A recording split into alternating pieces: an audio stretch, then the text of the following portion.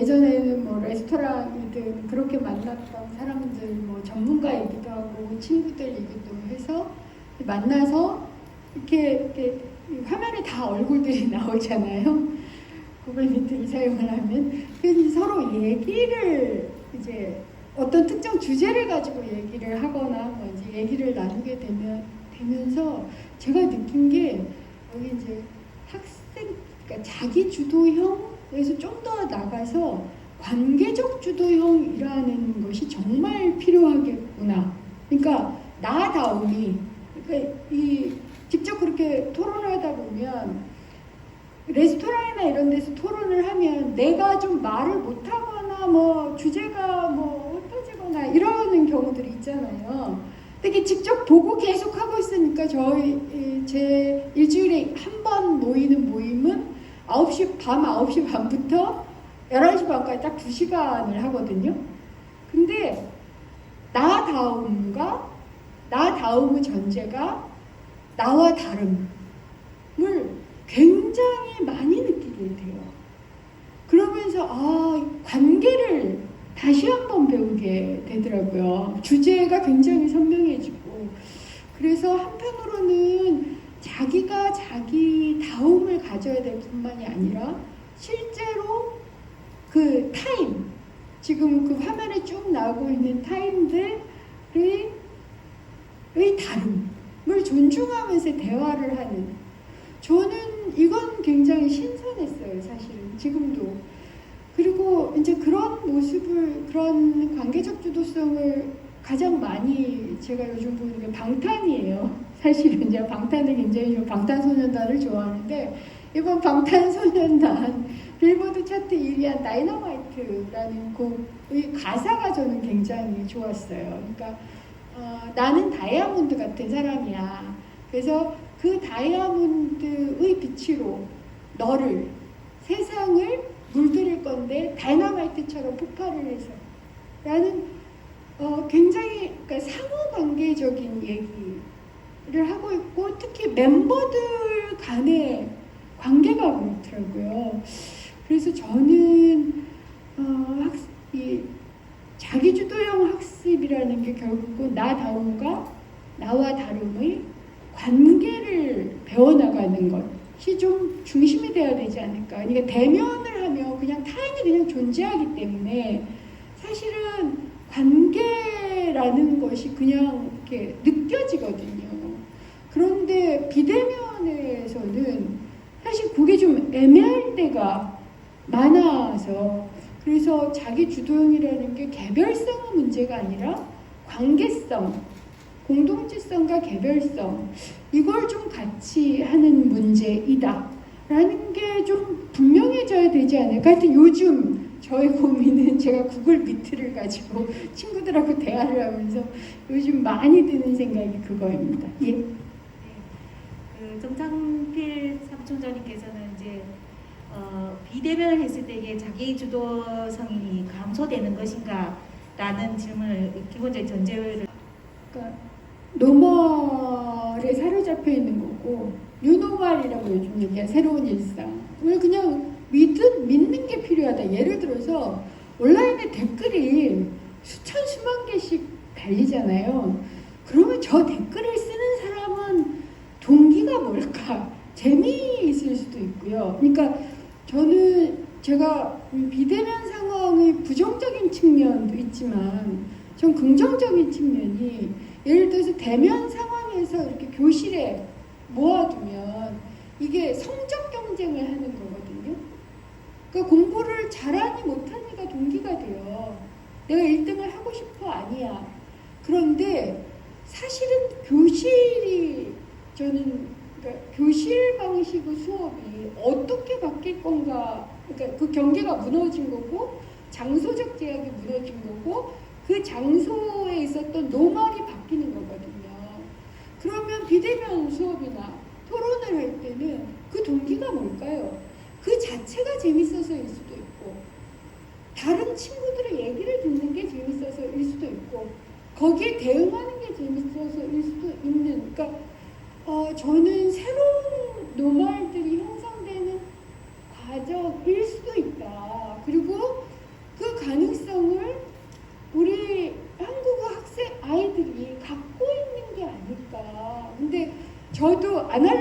세대이거든요. 그리고 교실에서 수업을 받던 세대이고, 그리고 저희 때는 우열반도 있었고요. 예를 들자면 전교 1등에서 100등까지 이렇게 붙여놓기도 했었어요.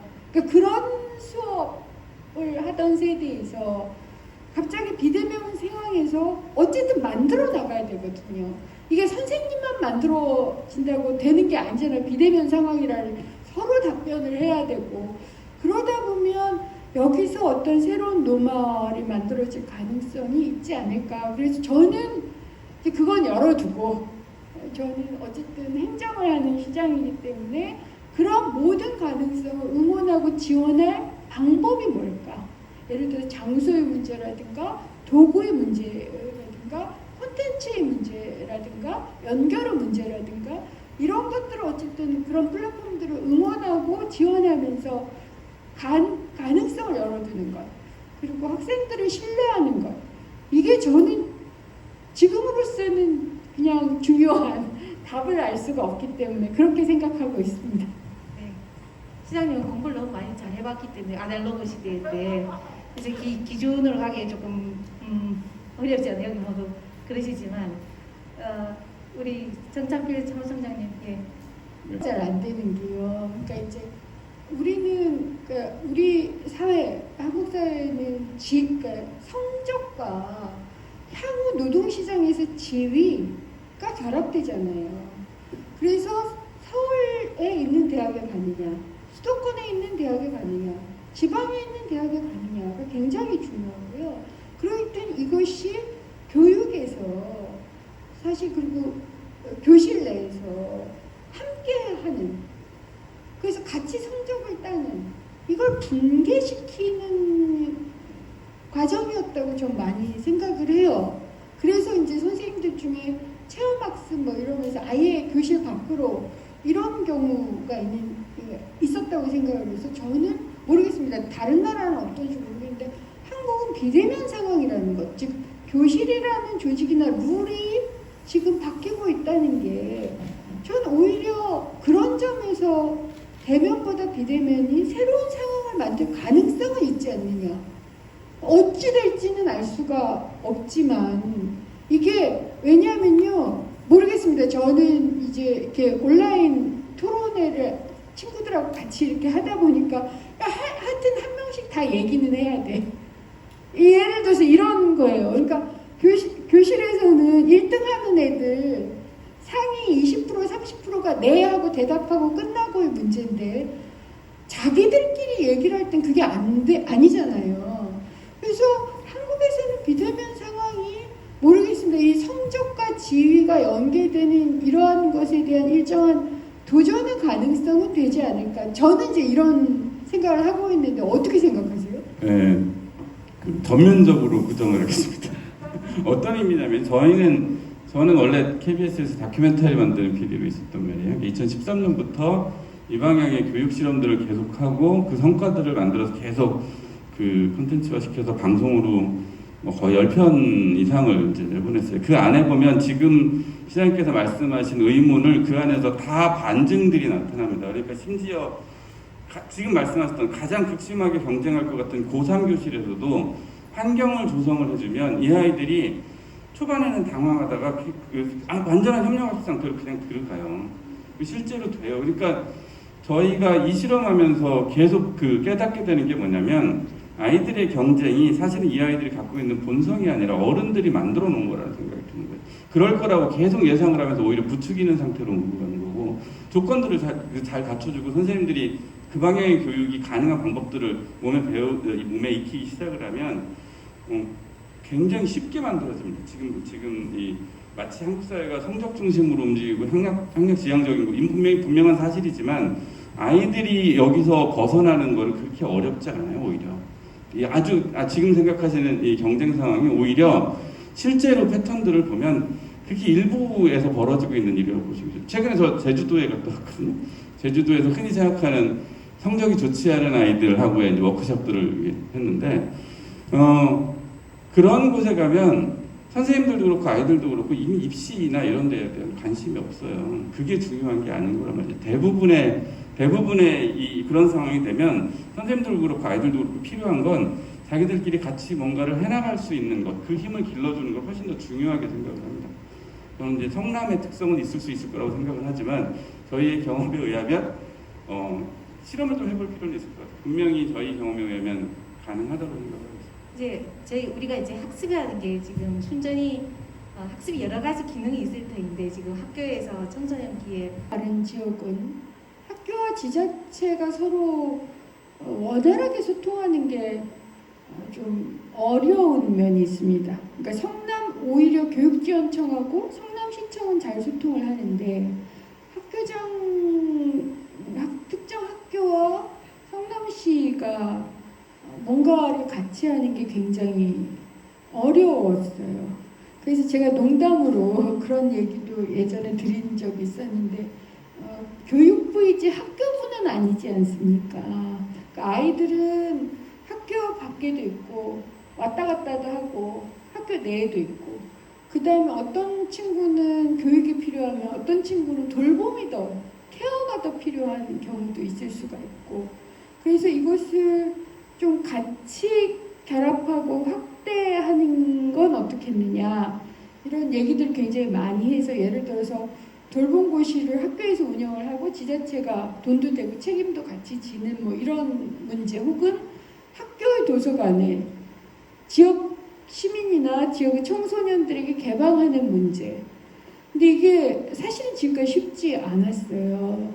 근데 이번 사태가 벌어지면서 교육의 공간이 학교만은 아니게 되는 거고 또한 돌봄의 공간이 여러 가지로 필요하게 된 거죠. 그래서 저는 그리고 지금 와이드사이트 이 대표님께서도 말씀하시듯이 블라인드 채용 같은 걸 하면서 기존의 졸업장, 학점 이런 것 졸업을 어디를 졸업을 했느냐 이게 조금은 그 값이 좀 떨어지는 이런 이제 트렌드를 보면 저는 이제 변화의 시작일 수는 있는데 다만 이제 시정부에서는 그런 고민을 해요.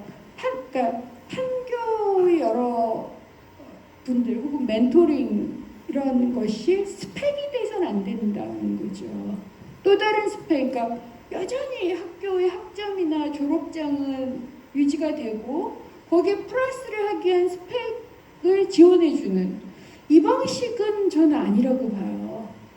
그렇다면 제도의 변화가 필요하다. 예를 들어서 저희들이 이제 그런 지원을 하려고 하고 그러면 다른 교육을 받은 걸 인정할 수 있겠냐? 첫 번째, 기업들이. 두 번째, 다른 교육을 받거나 다른 선택을 하는 사람일지라도 동등하게 대우할 수 있겠냐? 예를 들어서 조앤 롤링 같은 사람은 그 책을 쓰는 동안 소위 실업부조라는 걸 받았거든요. 그러니까 자기 창작 활동을 하는데 국가에서 지원을 해준 거예요. 이러한 사회 안전망이.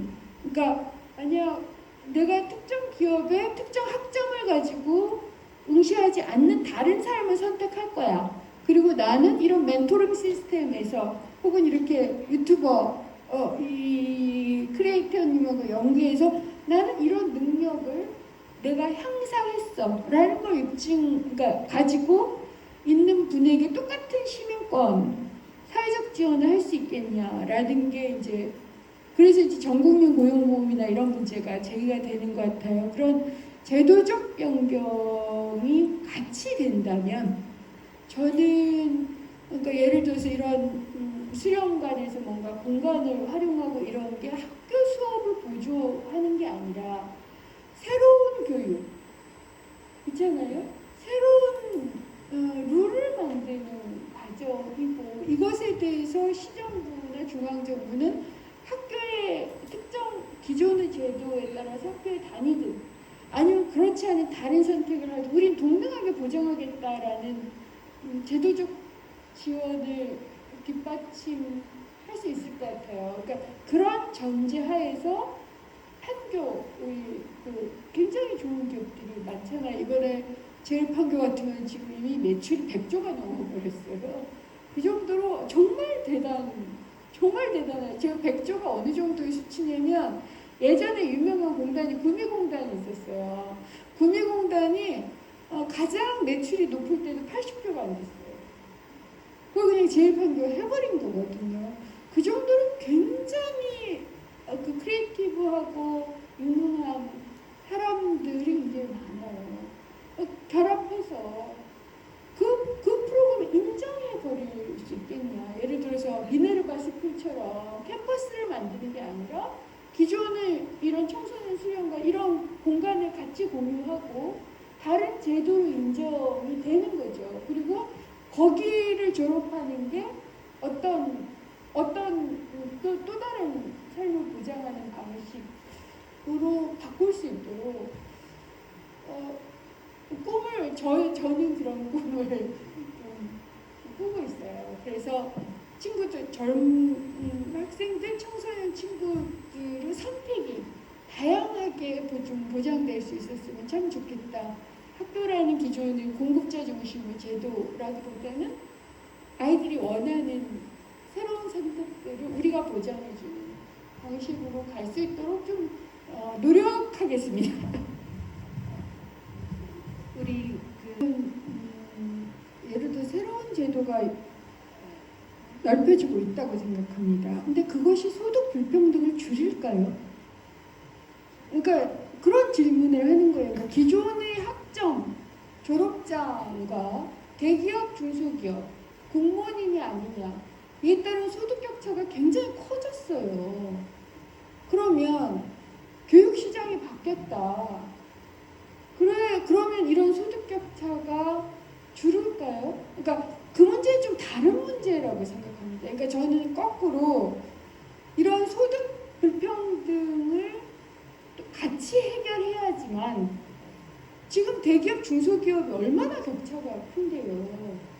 그러니까 공무원에 엄청 몰리잖아요. 그러니까 이 교육 제도, 기존의 졸업장 위주 이런 걸 바꾸는 것뿐만이 아니라 어디를 나왔든 간에 그 사람들한테 평등한 시민권을 주고 적어도 소득 격차가 그 정도 나지 않도록 만드는 제도를 같이 가야 된다고 저는 생각해요.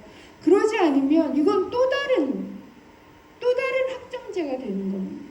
그럴 가능성도 있거든요. 그래서 그러니까 저는 예를 들어서 거꾸로 캠퍼스나 새로운 방식의 교육이 확산될 거라고 생각합니다. 근데 그런 교육을 받든 어떤 교육을 받든 태어나서 죽을 때까지 적어도 기본 이 정도는 보장이 되는 사회여야 된다고 생각을 해요. 그래야만 굉장히 다양한 시도들이 이루어지지 않겠나. 그리고 굳이 다들 좋은 대기업만 가겠다라고 얘기하지 않을 거다. 그게 저로서는 시정부 입장에서는 그게 굉장히 저희들로서는 관심인 거죠. 네. 우리가 이제 과거에는 온라인이 확대된다는 걸 굉장히 긍정적으로 많이 생각을 했잖아요. 근데 이제 경험하면서 익명성이 가지는 폭력, 예를 들어서 이게 뭐 비대면 교육뿐만이 아니라 온라인이 가지는 한계 혹은 이런 걸 경험하고 있어요. 특이한 현상들이 나타나니까 부정적인 면과 긍정적인 면이 지금 같이 존재해요. 그러니까 저 같은 경우는 이제 매트릭스 세계와 더 리얼이 같이 공존하면서 사실은 더 리얼로 마이너스 면도 있는 거고 매트릭스 세계의 마이너스 면도 있는 이 상황이어서 전 사실은 더 리얼과 매트릭스 세계를 어떻게 공존시킬까 하는 문제가 지금 저희들한테 대두되고 있다고 생각을 해요. 그래서 그 점에서 아까 진미석 대표님께서 질문하신 공간의 문제 있잖아요. 그러니까 예를 들어서 요즘 이제 넷플릭스나 왓챠 이런 걸 굉장히 많이 보시잖아요. 근데 저 같은 사람도 있는 것 같아요. 저는 영화를 영화관이 아니면 보지를 못해요. 그러니까 공유 공간이 필요해요. 그러니까 그런데 그 영화관에 가려면 서로를 신뢰할 수 있어야 되잖아요. 그러니까 안전과 신뢰가 매개가 된 공유 공간의 문제가 저는 그러니까 저 같은 취향 때문에도 대두가 되는 것 같고 요즘 또 1인 가구가 많잖아요. 1인 가구는 집이 좁아요.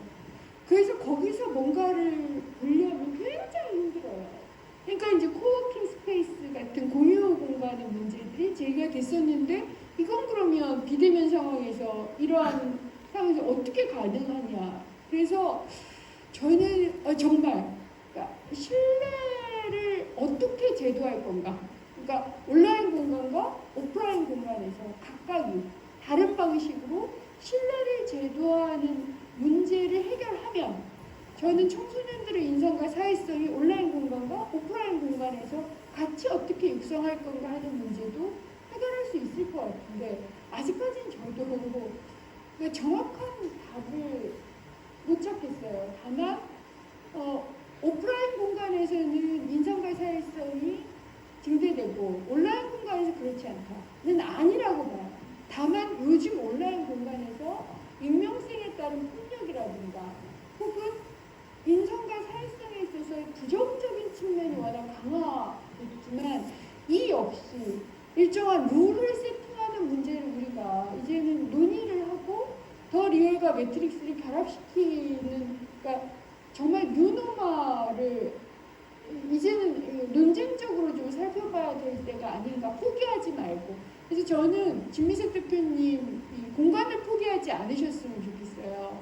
우리가 좀 어떻게 공유 공간을 새롭게 만들어. 예전에는 그게 트렌드였고 굉장히 쉬운 문제였거든요. 그러니까 요즘 저는 어떻게 하면 제가 지금 제 지자체 장이기 때문에 영화관에 갈 수는 없지만 어떻게 하면 내가 영화관에 갈 수 있는가가 굉장히 고민이에요. 제가 영화를 무지하게 좋아하고요. 특히 SF 같은 영화, 그러니까 지금 테넷을 못 봐가지고 이걸 봐야 되는데 그다음에 메멘토도 요즘 다시 하더라고요. 그걸 영화관에서 커다란 화면으로 여러 사람들과 공유하면서 보고 싶은 이걸 어떻게 해결할 건가나 비대면 쪽에서 인성과 사회성을 증대시킬 수 있는 룰을 혹은 프로그램을 어떻게 만들 건가는 같은 문제가 아닐까 저는 그렇게 생각합니다. 네. 예, 저 문제를 아까 제가 제기했던 문제인데요. 비대면 약속드리는 게 저희 성남시 그리고 저희 동료들이 3,000명 정도 공무원 동료들이 있습니다.